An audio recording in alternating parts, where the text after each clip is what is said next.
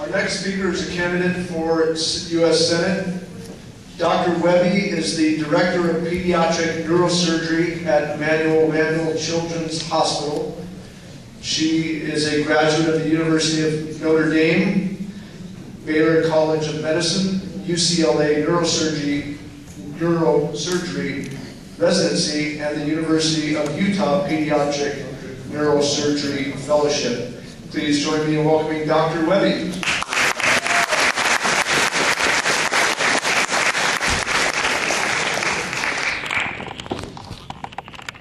Thank you all for having me here. I really appreciate the opportunity to speak with you and get to know everybody.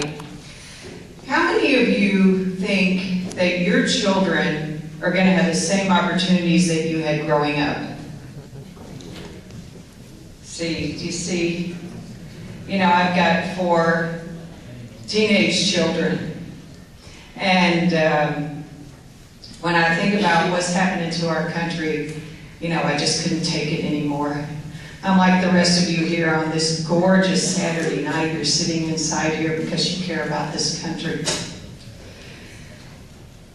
When I decided to run for this, I talked with my children about it. I talked to I've got three boys and a girl, and I talked to my sons and I said, what do you think about this, guys? What do you think? You think we should do this? And they said, Mom, why?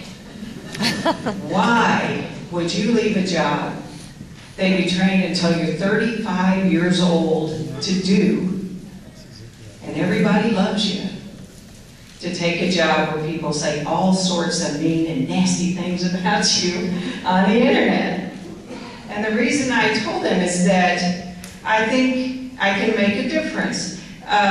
Doctors are problem solvers. We're logical thinkers, not ideological thinkers. And we spend every day solving problems. And I'm also not afraid to stand up for what I believe in. In 2004, I was the chief petitioner for that tort reform legislation we tried to pass. Remember that? And that was my first experience with hate mail.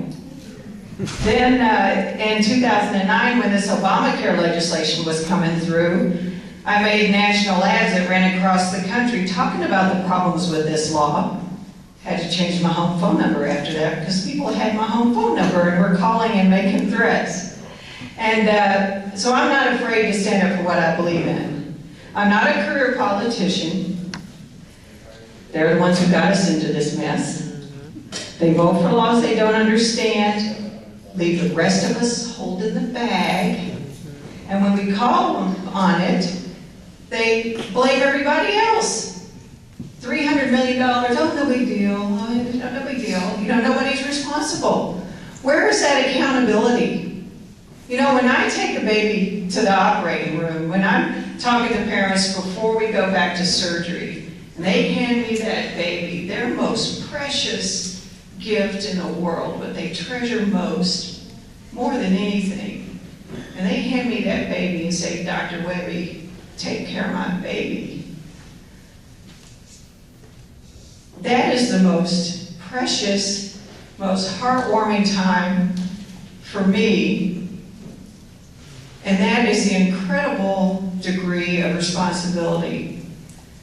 You know, when I do that, I know that if anything happens, it's my responsibility. I can't blame somebody else. I can't turn around and point and blame the anesthesiologist or the nurse. And we've got to have a little bit more of that attitude in Washington, D.C.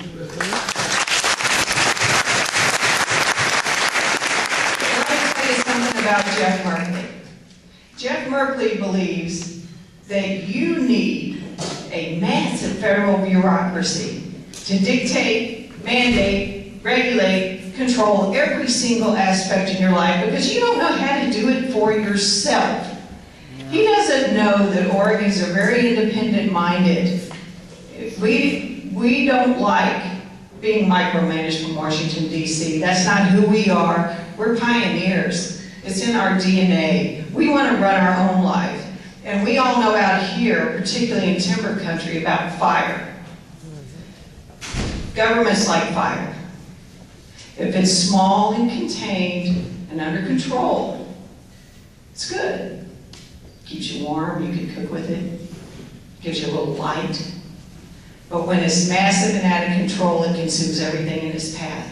And that's where we are right now, and we have got to turn that around. Look where it's gotten us, this philosophy. It's gotten us less jobs and more subsidies. Less opportunity and more welfare. Less independence and freedom and more dependence on government. And you know what happens when you make people dependent on government? You rob them of their potential. That's what we're doing. We've got to turn this around.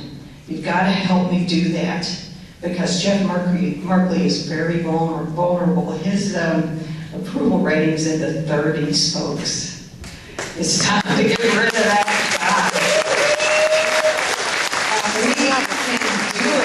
We can do it. There's only 38% registered Democrats now. 31.5% Republicans, the rest are independent and non-affiliated voters. We can do this. We just got to get all of us out to vote, and we've got to pull some of those people over to the middle, to our side. Like Tim was saying earlier, we've got to be the reasonable people.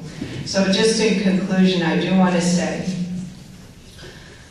when I have one particular story I just want to tell you. A few years ago, I took care of a little brain tumor patient named a little teenager, and he came back afterwards, did really well, came back, brought me a little thank you note. And in that little thank you note, it said, if we're not here to make life better for one another, then what's the point? And all of you, God bless you out here on this gorgeous Saturday night. Let's make this place better. Let's turn it around for our kids, so that when I ask you next time, do your kids have the same opportunity that you had? We can all be proud and raise our hands. And thank you so much for giving me the opportunity. And if any of you guys have places for yard signs or lawn signs, or let me know, because we need to get our name out here. Thank you so much.